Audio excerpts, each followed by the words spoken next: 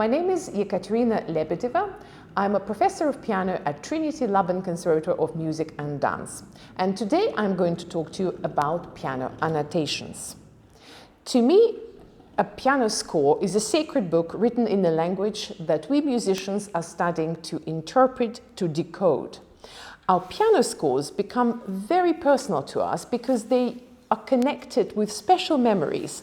Memories of teachers who helped us to learn those pieces, memories of special concerts and events where we performed those pieces, or even circumstances when we were learning those pieces of music. They are covered with pencil markings. We call these pencil markings annotations. Annotations are very personal to us because they reflect our learning process and also can become a really useful and effective tool in our path to become better musicians. As I was reflecting how we use annotations, I came to a conclusion that about 80% of the use is technical. It's to do with fingering, articulation, and pedal markings. It's really important to record fingering particularly because you need to establish a permanent habit.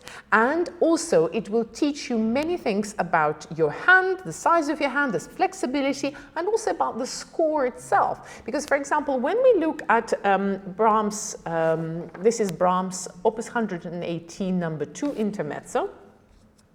So when we look in the middle section of this, we see that Brahms is trying to bring out this middle voice, and he's trying to get these crotchets singing. So please note articulation marking, which he's writing, which is detached, because he puts slurs under the dots. So it's worth pointing that out to yourself, making a little circle around it, and then writing a finger. And of course, the best finger to use to project this melody is 1. And then you will learn that actually your thumb is really good at doing this thing. Also, then you go a little bit down when the third part of this intermezzo comes in. And again, you look at fingering and you've noticed, actually he's writing a receiver for the middle line. That means he wants to have a duet of 2 voices, but then there is that middle voice. It's actually worth just putting a little curvy line here to show yourself a shape of that voice, a shape of that melody, and then again realizing that actually when you're using it in the left hand, your first finger is the best finger to play those crotchet notes to help them to stand out. So fingering is really important for analysis and also writing it down because you have to develop an automated habit. Then we're moving to articulation, and of course if you were playing pieces by Bach or by Mozart, the scores will be pretty wide and you will need to record quite a lot of articulation markings in it depending on the tradition of how this music was performed at those times. Now, in 19th century and 20th century composers, there's quite a lot of articulation markings already written in, but some of it is a little bit less obvious. And as I pointed to you, please mark out those detached notes here and when they come at any other point. The other things you might be want to do is to put breath marks between the slurs like that in the shape of a tick, because it emphasizes that actually it's not all legato and he does want to have the short slurs inside. Now, with the pedal, which is another technical way, again, most of this is quite obvious because it goes by chord or by harmony, but some of it that goes across the bar line, such as this bit here, and you might decide how you want to do the pedal, whether you want to keep the full pedal or pedal with changes on every melodic note. Again, that requires analysis of a musical text and also writing it down because it creates a question in your mind. It's not good to have questions in your mind whilst you're actually performing it. So you please write it down so that you can memorize it in this way and learn it. The other use of annotations is musical. which is to do with phrasing, dynamics, and timing. Now, of course, again, in 19th and 20th century music, phrasing is indicated often by Brahms, such as this long line here. But when we look at the beginning of this music, you can see that Brahms writes a lot of small slurs to emphasize the separation of the notes.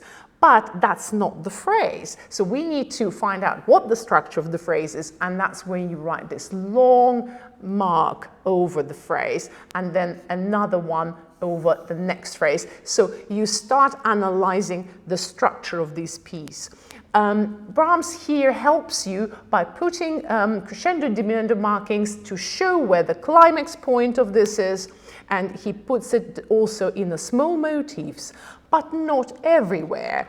For example, here, in the third part, he says crescendo overall to forte. So you might want yourself to go and help those little motifs by putting smaller marks to say to myself, I have to shape them. So these are the finer points, and again, it's useful to have them in because they help you to hear this music in a particular way. The other uses of annotations are to do with concepts, such as some writing, like for example, andante teneramente, tenderly, and there's a lot of dolces. So you want to think about perhaps imagery that will evoke emotional responses. Like for example, for me, here in the più lento section in the pianissimo, I think of a chorale sung in a church, so I might just write the word church on it to help me to evoke this imagery. Imagery for musicians is really important, so write it out, because what you think at this time is really important. There's only one rinforzando in this piece, and perhaps to you it is despair. I did write a despair on top of this, just to kind of make me feel something different about this phrase, which seemingly starts in the same way as the beginning, but it is in pianissimo here and with a rinforzando right in the middle. Also timing. It's useful to leave yourself a note of a metronome mark that you'll be working with, just overall tempo.